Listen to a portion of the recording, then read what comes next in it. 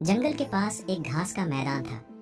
एक मोटा ताजा गधा रोज वहां हरी घास चरने आया करता था। एक दिन वह बड़े मजे से घास के मैदान में चर रहा था। तभी जंगल से एक भेड़िया वहां आ गया।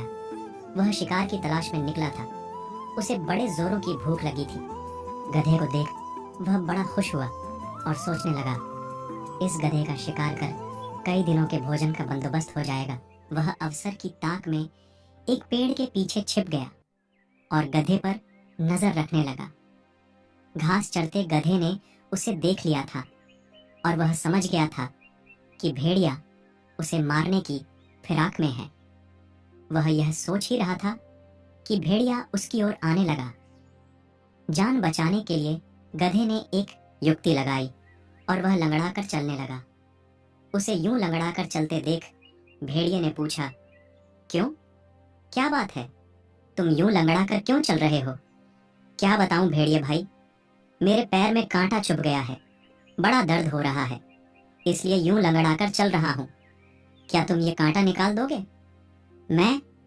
भेड़िया चकित होकर बोला, मैं जानता हूं भेड़िए भाई, तुम मुझे खाने के बारे में सोच रहे हो, मगर जब तुम मुझे खाओगे तब ये कांटा तुम्हारे गले में अटक सकता है, इसलिए इसे निकालना जरूरी है।